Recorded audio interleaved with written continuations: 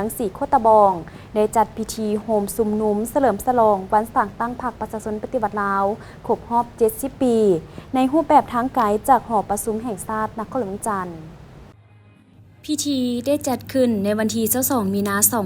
2025 นี้อยู่ที่ห้องว่าการปกครองเมืองสีโคตะบองโดยมีสหายอินป่งทุมมาหองเลขาพรรคเมืองสีโคตะบองพร้อมด้วยบรรดาคณะประจำพรรคคณะพรรคเลขาพรรคบ้านเขาห่วมในพิธีผู้เข้าห่วมได้รับฟังการกล่าวสุนทรพจน์จากสหายทองลุ้นศรีสุริตเลขาธิการใหญ่คณะบริหารงานศูนย์กลางพรรคประธานประเทศซึ่งได้หวนคืนถึงมูลเสื้อแห่งการกำเนิดและเติบใหญ่ขยายตัวของพรรคประชาชนปฏิวัติลาวการนำพรรคของพรรคในตลอดระยะ70 ปีผ่านมาซึ่งสืบต่อเสริมขยายพลกรรมประวัติศาสตร์อันยิ่งใหญ่และการสืบต่อภารกิจปฏิวัติของพรรคให้ดำเนินไปด้วยความหนักแน่นและมีไซ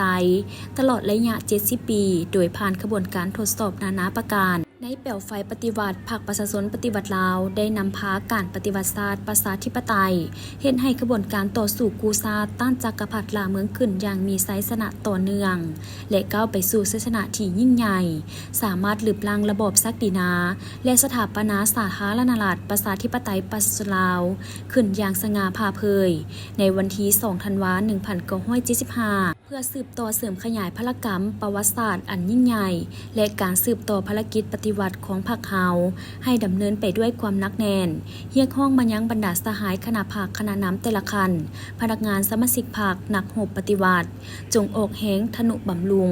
ปรับปรุงก่อสร้างพรรคยกสูงมานะจิตปฏิวัติความสามารถนำพาเพิ่มทวีความรับผิดชอบการเมืองของทุกการจะตั้งและสมาชิกพรรคให้สูงขึ้นทางบุกบืนสู่ซนเฮ็ดสำเร็จหน้าที่เวียกงานที่ภาครัฐมอบหมายให้สมกับความไว้เนื้อเชื่อใจของประชาชน